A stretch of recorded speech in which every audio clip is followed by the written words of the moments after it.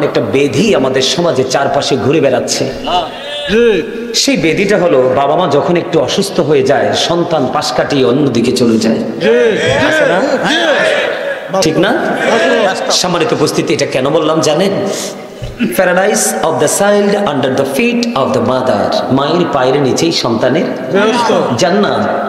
রাসূলকে প্রশ্ন করলেন একজন, ইয়া রাসূলুল্লাহ, আমার কাছ থেকে সবচেয়ে মিষ্টি যেই ব্যবহারটা এটা কার পাওয়ার হক বেশি? রাসূল বললেন ক্বালা উম্মুকা, তোমার মা। ক্বালা সুম্মা মান, তারপরে কি? রাসূল বললেন ক্বালা উম্মুকা, তোমার মা। আবার প্রশ্ন করলেন ক্বালা সুম্মা মান, তারপরে কি? রাসূল বললেন ক্বালা উম্মুকা, তোমার মা।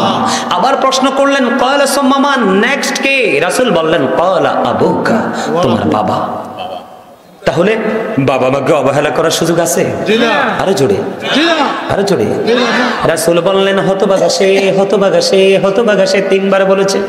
নবী গো, কে গো সেই হতভাগা? নবীজি বললেন বাবা মা দুজনকে পাইলো অথবা একজনকে পাইলো, তাদেরকে ভালোবেসে জান্নাতি হতে পারলো না, তার মতো হতভাগার কেউ হতে পারে না। বলেন না, মা বাবারে ভালোবাসেন না? আরো জোরে। আমি এখনো সুযোগ করছি মার কাপড়টি ধুয়ে দিতাম। বিশ্বাস করবেন আমার জীবনে আমি আমার মায়ের সাথে যত কাজ করছি শুধু মারে খুশি করার জন্য, মার যেন কষ্ট কম হয়। আমার মনে হয় কোনো মেয়েও মায়ের সাথে এত সময় দেয়নি। আমি সুযোগ পাইলে মার পিছনে পিছনে ঘুরতাম, পিছনে পিছনে ঘুরতাম, মার কি লাগবে, কি করা দরকার, আমি মায়ের কাজটা করার জন্য শুধু পিছন পিছন ঘুরতাম, এখনো ঘুরি। বিশ্বাস করবেন মাহফিলের যে হাদিয়া পাই না, একটা টাকা নিজে ইচ্ছে মতো খরচ করি না, যা টিকে সব খরচ করে মায়ের কাছে নিয়ে দেই, প্রয়োজন হলে মার থেকে খুঁজে এনে খরচ করি। বিশ্বাস করবেন আপনারা? এটা হচ্ছে আমার মায়ের প্রতি ভালোবাসা। মা সুস্থ থাকার একটা বড় কৌশল। মা যখন দেখবে আমার সন্তান সব দিকে ফ্রি, দেখবেন সেই মা বাবার মধ্যে কোনো ধরনের মানসিক প্রেশার আসে না। আর যখন তারা মানসিক প্রেশার মুক্ত থাকে তখনই মা থাকে, বাবা থাকে সুস্থ। আর পিতামাতার সুস্থ জীবনটা সন্তানকে অনেক বেশি স্বস্তি দেয়, অনেক বেশি টাকা খরচ করতে হয় না, ঠিক না? এটা কিন্তু বড় একটা জায়গা যে মা বাবার পিছনে যে অতিরিক্ত টাকা খরচ করা, এই জায়গাটা থেকে আপনি বাঁচতে চাইলে মা বাবাকে মানসিকভাবে আপনাকে সবসময় ফ্রি রাখতে হবে। আলহামদুলিল্লাহ বলেন না? মা বাবাকে ভালোবাসা ফরজ, তাদেরকে কষ্ট দেওয়া হারাম। টাইম আর ওয়াজের টাইম তো শেষ হয়ে গেছে দাদা। হ্যাঁ, কিন্তু আই তো শেষ করতেন না। ঠিক আছে, আরে চালাইতাম নি একটা না। হ্যাঁ, আই কিন্তু রাজি আছি। আলহামদুলিল্লাহ কোন আরো জোরে আলহামদুলিল্লাহ। বন্ধুরি আমার, আমি কি বলতে চাই আপনি বোঝেন। হাদিস শরীফের মধ্যে এসেছে একজন এসে নবীকে প্রশ্ন করলো, নবী গো, ও প্রাণের নবী, ইয়া রাসূলুল্লাহ, ইয়া হাবিবাল্লাহ, নবী গো, আমার আব্বাই আমার উপার্জিত অর্থ নিজের মতো খরচ করে।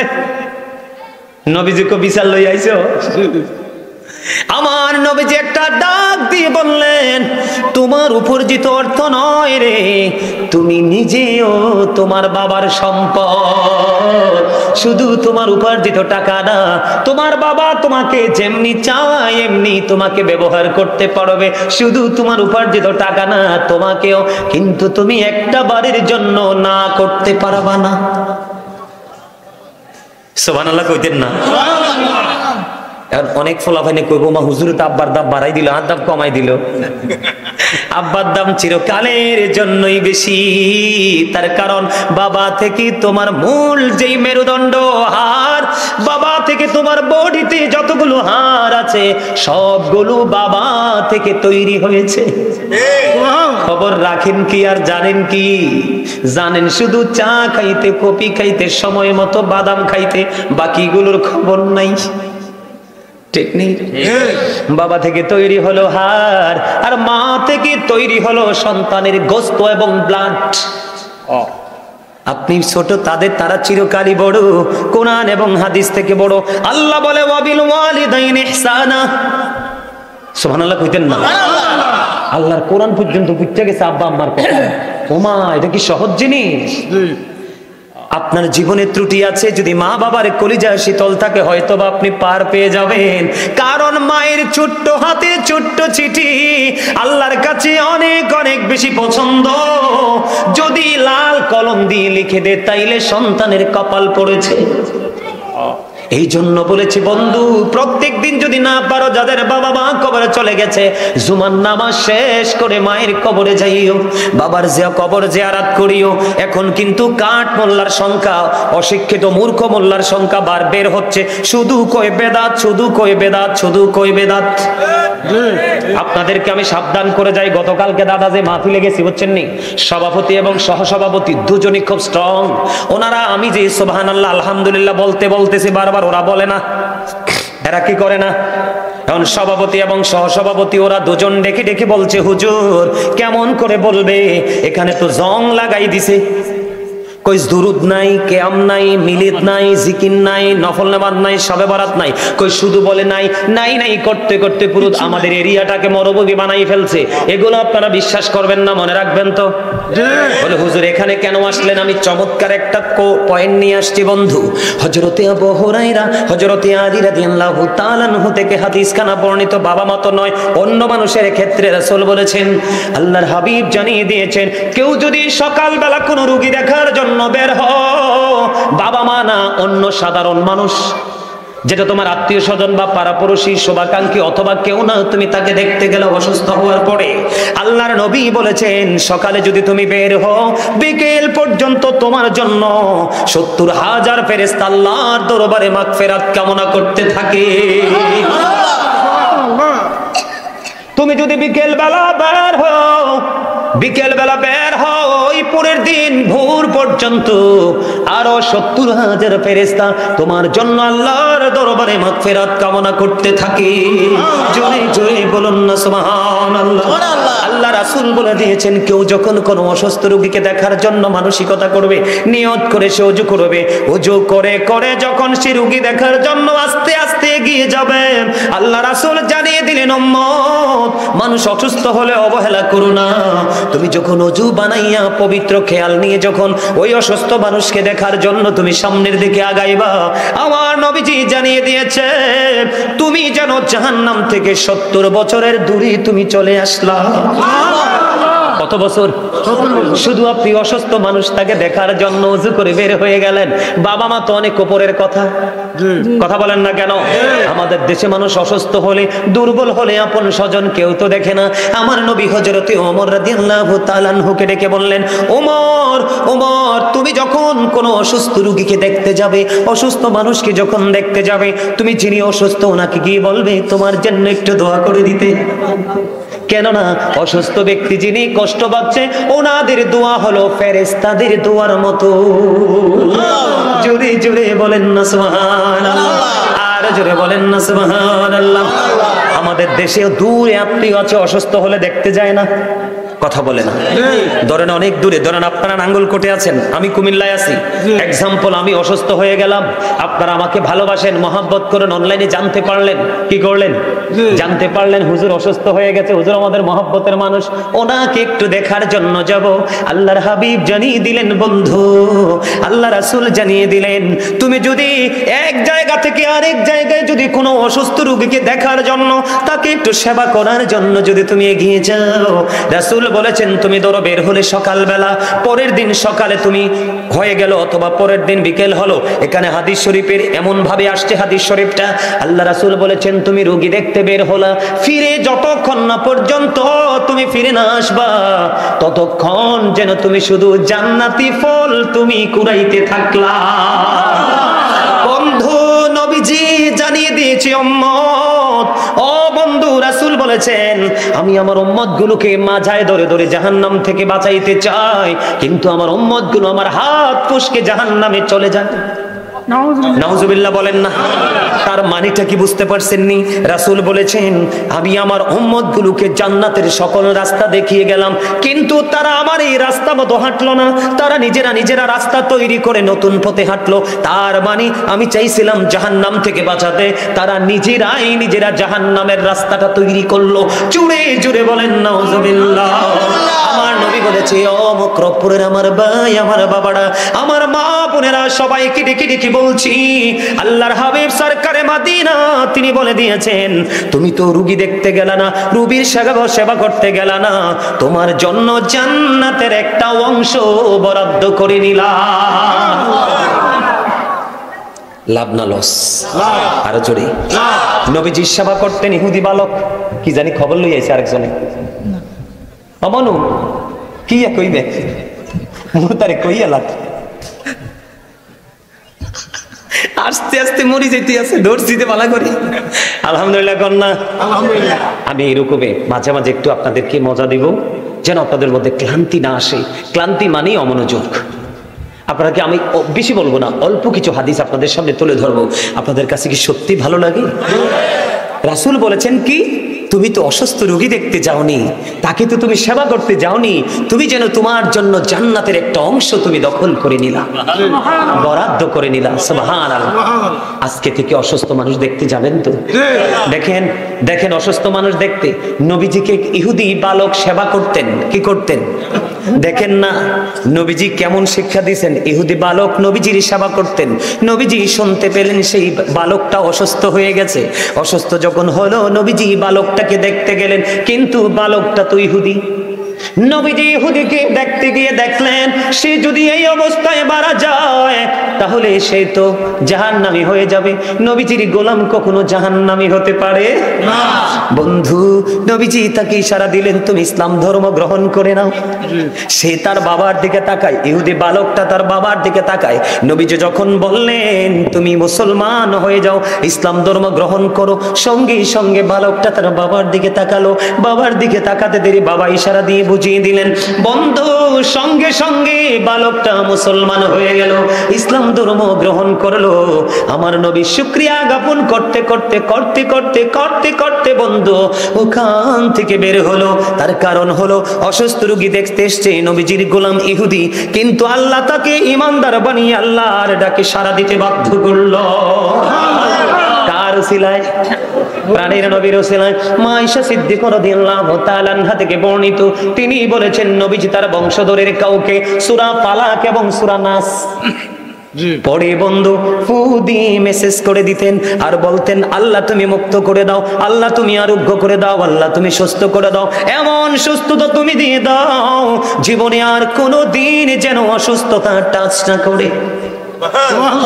আজকে থেকে আপনারা রোগ মুক্তির জন্য ফরজ নামাজের পরে, কোন নামাজের পরে সালাম ফিরাবেন, সালাম ফিরানোর পরে তারপর আপনি কি করবেন, একবার সূরা ফালাক একবার সূরা নাস পড়ে হাতে ফু দিবেন। ফু দিয়ে মাথা থেকে একবারে পুরো বডি মেসেজ করে দিবেন।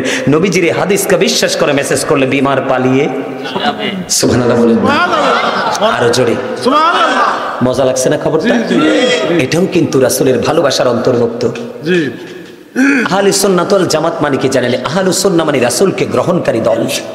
কথা বলেন, রাসূলকে গ্রহণ করা মানে কি? রাসূল জানি এসেছে আমরা সব গ্রহণ করলাম এবং সেটাকে আমরা বাস্তব জীবনে বাস্তবায়ন করব। আপনারা নতুন নতুন কোনো বিষয় যদি জানতে চান তাহলে অনলাইনে সব বিষয়ের উপর পার্ট বাই পার্ট আলোচনা করা আছে, আপনারা ওখান থেকে আপনারা আমার এই আলোচনাগুলো কালেক্ট করে নেবেন। সম্মানিত উপস্থিতি, অনেক হয়ে গেছে, আমার আর একটু কাজ আছে, আপনাদেরকে নিয়ে একটু কাজ আছে। আপনারা কি আমাকে একটু সময় দিবেন? না আবার ওইটা চুল্লা যাইবেন, যাইয়েন না কিন্তু। হ্যাঁ, একটা কাজ হলো, কর্তৃপক্ষ আমাকে মসজিদের জন্য একটু, মসজিদের বিভিন্ন কাজ বাকি আছে, কর্তৃপক্ষ আমাকে একটু রিকোয়েস্ট করেছে, হুজুর আপনার যদি মর্জি হয় তাহলে আপনি আমাদেরকে, আমাদের মসজিদের একটু কাজ বাকি আছে, মসজিদের জন্য আমাদের দর্শকদের কাছে একটু হাত পাতবেন। ওনারা যার যার জায়গা থেকে যতটুকু সম্ভব ওনারা দিবে, আপনারা কি একটু সহযোগিতা করবেন? একটা হাদিস বলি, দেখেন, আপনারা যাবেন না প্লিজ, যদি না দেন আমার আপত্তি নেই, কিন্তু আল্লাহর ঘরের কাজ তো আর আটকে থাকবে না, থাকবে? শোনেন, এই যে আমার দিকে তাকান, আপনারা অনলাইনে আমার আলোচনা শোনেন, এমন কি কেউ আছেন এখানে? কে কে আছেন? হাত তুলেন তো দেখি। মাশাআল্লাহ মাশাআল্লাহ, মারহাবা, হাত নামান। আপনারা দেখবেন আমার গ্রামে 30 বছরের একটা পুরনো মসজিদ। কত বছর? 30 বছরের পুরনো একটা মসজিদ, মাটির ঘর, উপরে ছিল টিনের চাল, বুঝছেন চাল। মানুষ এবার ভয়ে মসজিদে ঢুকতো না, মানে এমন অবস্থা হয়েছে। আমি দীর্ঘদিন গ্রামের বাইরে, আমি যাওয়ার পর আমার গ্রামের মানুষ ধরলো মিটার নাই, মিটারটা বসিয়ে দিলাম।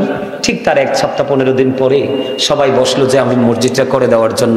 প্রায় 40 লক্ষ টাকার উপরে গেছে, আমার এই হাত দিয়ে আমি খরচ করেছি। আপনারা তো মনে করবেন যে হুজুররা টাকাটি নিয়ে জানি কি করে। প্রেমেরই বাজারে কে যাবি চল রে, আমিও যাব তোর সঙ্গেতে। প্রেমিক পাওয়া মুশকিল, কি এই যে সবার টাকাগুলো নিয়ে যে মসজিদে লাগাইলাম, এই হক কি বেনিফিট কি যারা দিছে তারা পাবে না? আরে শুধু পাবে। আল্লাহ রাসূল বলেছেন ছোট হোক বা বড় হোক, পৃথিবীতে যে মসজিদের কাজে যুক্ত হবে, মসজিদ বানাবে, আল্লাহ রাসূল বলেছেন আল্লাহ রাব্বুল আলামিন খুশি হয়ে তার জন্য জান্নাতে ঘর বরাদ্দ দিবে। খবরটা খুব মজার না? আবার মজা আছে, আল্লাহ রাসূল আরো জানিয়ে দিয়েছেন একজন ব্যক্তি যতবার মসজিদে আসা যাওয়া করবে, প্রতিবার একজন ব্যক্তি যদি দৈনিক 5 বার যায়, কেউ যদি 10 বার যায়, হাদিস শরীফের মধ্যে আসছে যতবার মসজিদে আসা যাওয়া করবে ততবারের বিনিময়ে আলাদা আলাদা মেহমানদারির ব্যবস্থা হবে। তাহলে এটার সাথে যুক্ত হওয়ার দরকার আছে না নাই? সূরা বাকারাতে আল্লাহ স্পষ্ট বলেছে, দেখেন আল্লাযীনা ইউমিনুনা বিল গায়বি ওয়া ইউকিমুনাস সালাতা ওয়া মিম্মা রাযাকনাহুম ইউনফিকুন। আল্লাহ বলেছেন সাবধানী ওরাই যারা অদৃশ্যে বিশ্বাস করে, সালাত কায়েম করে, সর্বশেষে বলেছেন ওয়া মিম্মা রাযাকনাহুম ইউনফিকুন। আল্লাহ যে দৌলত দিয়েছে, সম্পদ দিয়েছে, তা থেকে তারা দান করে। আমার দিকে তাকান, আমরা কিন্তু অনেকেই টাকার কথা কইলে 500 টাকার নোটটা লুকাইয়া 5 টাকারটা বের করি, ঠিক না? আল্লাহ রাসূল কি কয় জানেননি? আল্লাহ রাসূল একদিন, আমি যেরকম আপনাদের সামনে কথা বলতেছি না, এরকম আল্লাহ রাসূল একদিন সাহাবায়ে কেরামদেরকে ডাকলেন, ডেকে বললেন তোমাদের মধ্যে এমন কি কেউ আছো যে নিজের সম্পদের চাইতে ওয়ারিশের সম্পদ বেশি পছন্দ করো? ওয়ারিশ মানে কি? আপনার পরবর্তী জেনারেশন, ঠিক কিনা বলেন? নেক্সট যে জেনারেশন, আপনার বিবি, আপনার সন্তান সন্ততি, নাতি নাত করে প্রজন্মের প্রজন্ম যারা আসবে। আল্লাহ রাসূল বললেন তোমাদের মধ্যে এমন কি কেউ আছো যে নিজের সম্পদের চাইতে ওয়ারিশের সম্পদ বেশি পছন্দ করো? তখন রাসূল বললেন না আমাদের মধ্যে এমন, সাহাবায়ে কেরাম বললেন না আমাদের মধ্যে এমন কেহ নেই। তখন রাসূল বলেছেন ওইগুলো হলো তোমার নিজের সম্পদ, যা তুমি মৃত্যুবরণ করার আগে আল্লাহর সন্তুষ্টির জন্য ব্যয় করে যাও, এগুলো হলো তোমার নিজের সম্পদ। আর যা তুমি পৃথিবীতে রেখে যাও, যদিও তোমার উপার্জিত অর্থ, এগুলো কিন্তু তোমার নিজের সম্পদ নয়, এগুলো হলো তোমার ওয়ারিশের সম্পদ। কার? আপনারা আমার হাদিস শরীফটা বুঝেন নাই? আব্দুল্লাহ ইবনে মাসউদ রাদিয়াল্লাহু তাআলা আনহু থেকে হাদিসটা বর্ণিত, বুখারী এবং মুসলিম শরীফের মধ্যে এসেছে। রাসূল বলেছেন তোমরা ইন্তেকাল করার আগে যা দান করে যাও, এগুলোই হলো তোমাদের নিজের সম্পদ। আর যা তোমরা রেখে যাবে, জমিন, সোনা গয়না, টাকা পয়সা, বাড়ি গাড়ি, হ্যাঁ, এগুলো হলো যদিও তুমি রেখে গেছো, এগুলো আর তোমার সম্পদ বলে বিবেচিত হবে না, এগুলো তোমার আওলাদের সম্পদ। এরা দান করতেও পারে, নাইলে নাও করতে পারে। এর জন্য বুদ্ধিমান মানুষের কাজ হলো আল্লাহর সন্তুষ্টির জন্য যার যার সাধ্য অনুযায়ী আপনি একটু খরচ করে যাওয়া। আপনারা কিছু করবেন খরচ? আমি কাউকে কিন্তু বলবো না কিছু। মিজানুর রহমান এবং ওনার স্ত্রী দুইজনে মিলে দিছে 2000 টাকা। ওনার ছেলে এসএসসি পরীক্ষার্থী, দুইজন মহিলা না, মিজানুর রহমান এবং ওনার স্ত্রী, মিজানুর রহমান এবং ওনার স্ত্রী, তারা দুজন মিলে নগদ দিয়েছেন 2000 টাকা। মারহাবা। আল্লাহ কবুল করো, মঞ্জুর করো, আল্লাহ কবুল করো, মঞ্জুর করো গো। দানের খবর সোনার মদিনায় তুমি পৌঁছে দাও। এই দানের উসিলায় জীবনের গুনাহ মাফ করে দাও। আপন স্বজনের কবর আযাব তুমি বন্ধ করে দাও। আল্লাহ গো, সন্তান পরীক্ষা দেয় গো, সন্তানের পরীক্ষায় তুমি কামিয়াবি দান করে দাও। তাদের মনের আশা তুমি পুরা করে দাও। আমিন। এখানে রাখি। আপনাদের মধ্যে অল্প সময়ের মধ্যে যার যার জায়গা থেকে যে যা পারেন, এখানে কোনো পেশার নাই। এটা কি জানেন? এটা কিন্তু আমারও কাজ, এটা আমারও বাজার। কোন দিকে? কোন দেশে? ওপারের। কোন পারের? ওপারের বাজার। বুদ্ধিমান মানুষ যারা, তারা দুনিয়ার বাজার কম করে ওপারের বাজার একটু বেশি করেন। সম্মানিত উপস্থিতি, যার যার জায়গা থেকে তৌফিক অনুযায়ী। আল্লাহ গো, আমার আরেক ভাই নগদ দিয়ে দিলেন 100 টাকা। মারহাবা। আল্লাহ গো, আল্লাহ তাকে তুমি কবুল করো, জীবনের গুনাহ মাফ করো। মোহাম্মদ তাজুল ইসলাম আমার চাচা, উনি দিয়ে দিলেন নগদ 2000 টাকা। আল্লাহ গো, আমার চাচাকে তুমি কবুল করে নাও। আল্লাহ চাচার জীবনের গুনাহ মাফ করে দাও। তুমি দিছো, মাশাআল্লাহ। আল্লাহ আমার আরেকটা ছোট ভাই দিলেন নগদ 500 টাকা। মারহাবা। হাজী আব্দুল সাত্তার, মা বলা দোয়া করেন। হাজী আব্দুল সাত্তার নগদ দিয়ে দিলেন 3000 টাকা। মারহাবা। আল্লাহ কবুল করো, মঞ্জুর করো। দানের খবর শোনার মধ্যে আল্লাহ বদিউল আলম দিয়েছেন নগদ 1000 টাকা। মসজিদের মতো মারা গেছে, 5000 টাকা। কি বললেন? সাদেক হোসেন মারা গেছে। মসজিদের মোতাল্লি ছিলেন মরহুম মাস্টার সাদেক হোসেন সাহেব। ওনার পরিবার, ওনার পরিবারে দিয়েছেন নগদ 5000 টাকা। মারহাবা। আল্লাহ, আল্লাহ আবার আরেক ভাই দিলেন নগদ 100 টাকা গো। আল্লাহ সাদেক হোসেনের জন্য একটু দোয়া করে নেই। আল্লাহ গো মসজিদের মোতাল্লি সাহেব তিনি চলে গেলেন, আপন স্বজনেরা 5000 টাকা দিয়ে দিলেন। আল্লাহ আল্লাহ গো দানের উসিলায় সাদেক হোসেন সাহেবের কবর আযাব বন্ধ করে দাও। আল্লাহ কবর নূরে গুলজার করে দাও। আপন স্বজন যারা দুনিয়ায় বেঁচে আছেন এক হায়াত তুমি বাড়িয়ে দাও। আল্লাহ মেহেরবানি করে আল্লাহ তোমার প্রিয় বান্দাদের অন্তর্ভুক্ত করে নাও আমিন। আগে দিছে 500 টাকা। নজরুল ইসলাম সাহেব আগে দিয়েছেন 500 টাকা, এখনো দিলেন নগদ 500 টাকা। মারহাবা। ওয়ালাইকুম আসসালাম। আরেকজন মহিলা দিছে। দেন দেন দেন।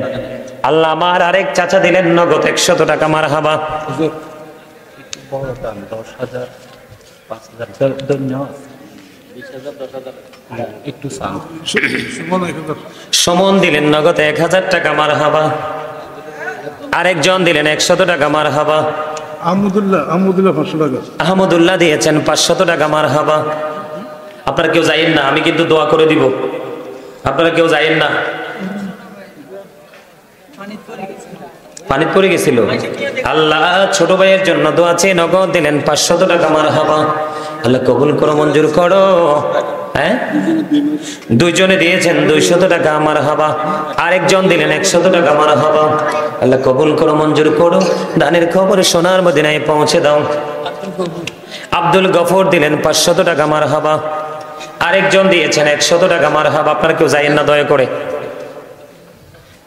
দান কি ইবাদত না? কথা বলে দান কি ইবাদত না? তাহলে চলে যান কেন? শেষ তো মাহফিল, কিছুক্ষণের মধ্যেই দোয়া করে দিব। আল্লাহ গো আমার আরেক চাচা দিলেন 500 টাকা। মারহাবা। আরেকজন দিলেন 200 টাকা। মারহাবা। আল্লাহ কবুল করো, মঞ্জুর করো। মনোহরগঞ্জ থেকে এসেছেন, আরেকজন দিয়েছেন 200 টাকা। আরেকজন দিলেন 100 টাকা। আরেকজন দিলেন 100 টাকা। মারহাবা। আরেকজন দিলেন 100 টাকা। মারহাবা। আল্লাহ আমার ভাই আরেকজন শফিকুল ইসলাম, মা অসুস্থ, দোয়া চেয়ে দিলেন 500 টাকা। মারহাবা। মাকে তুমি সুস্থতা দান করে দাও, জোরে জোরে কোন আমিন। মোহাম্মদ সাইফুল ইসলাম দিলেন 1000 টাকা। মারহাবা। মঈনুদ্দিন দিয়েছেন 1000 টাকা। মারহাবা। আরেকজন দিলেন 200 টাকা। মারহাবা। আল্লাহ আমার একটা ভাই 100 টাকা দিলেন, সাইদুল হক দিয়েছেন 500 টাকা। মারহাবা। নাসিরউদ্দিন 1000 টাকা। নাসিরউদ্দিন দিলেন 1000 টাকা। মারহাবা। জসিমউদ্দিন 1000 টাকা। জসিমউদ্দিন দিলেন 1000 টাকা। মারহাবা। আরেকজন দিলেন 100 টাকা। আব্দুর রহিম 3000 টাকা। উনি আমার পাশে বসে আছেন আলহাজ আব্দুর রহিম সাহেব, তিনি নগদ দিয়ে দিয়েছেন 3000 টাকা। আল্লাহ এখন যারা সব দিলেন সবাইকে তুমি কবুল করে নাও আমিন। কাজী মুজাম্মেল আগে 2000 টাকা দিছে, এখন 2000 টাকা। কাজী মুজাম্মেল হক তিনি আগে দিলেন কত? আগে দিছে 2000 টাকা, এখন 2000 টাকা। তিনি আগে দিয়েছেন নগদ 2000 টাকা, এখনো দিলেন 2000 টাকা। মারহাবা। একজন আমার বোন দিলেন নগদ 500 টাকা। আল্লাহ তুমি কবুল করো, মঞ্জুর করো। হ্যাঁ, মনিরুল ইসলাম দিয়েছেন 200 টাকা। মারহাবা। আল্লাহ কবুল করো, মঞ্জুর করো। দানের খবর সোনার মদিনায় পৌঁছে দাও। সভাপতি আগে মাহফিলের আগে দিচ্ছে 5000, এখন 5000। কথা বললেন না? মাহফিলের সভাপতি সাহেব আগে দিয়েছেন 5000, এখন আবার 5000 নগদ 5000। আলহামদুলিল্লাহ বলে। আজকের মাহফিলের সভাপতি সাহেব আমার দাদা ভাই, তিনি মাহফিলের আগে দিলেন 5000 টাকা, এখন আবার নগদ দিয়ে দিলেন 5000 টাকা। মারহাবা। আল্লাহ কবুল করো, মঞ্জুর করো। আল্লাহ গো হাজীবাড়ি থেকে আমার এক বোন ফাতেমা দিলেন 500 টাকা। মারহাবা। তারিকুল ইসলাম মহিন, তারিকুল ইসলাম মহিন দিলেন, উপস্থিত হতে পারে না, 2000 টাকা পাঠিয়েছে। উপস্থিত হতে পারেনি, তিনি দিলেন 2000 টাকা। মারহাবা। আল্লাহ কবুল করো, মঞ্জুর করো। দানের খবর সোনার মদিনায় পৌঁছে দাও। এই দানের উসিলায় জীবনের গুনাহ মাফ। দুইজনে মিলে দিলেন 500 টাকা। মারহাবা। আরেকজন দিলেন 50 টাকা। মারহাবা। আবু সাইদ স্যার সোনালী ব্যাংকের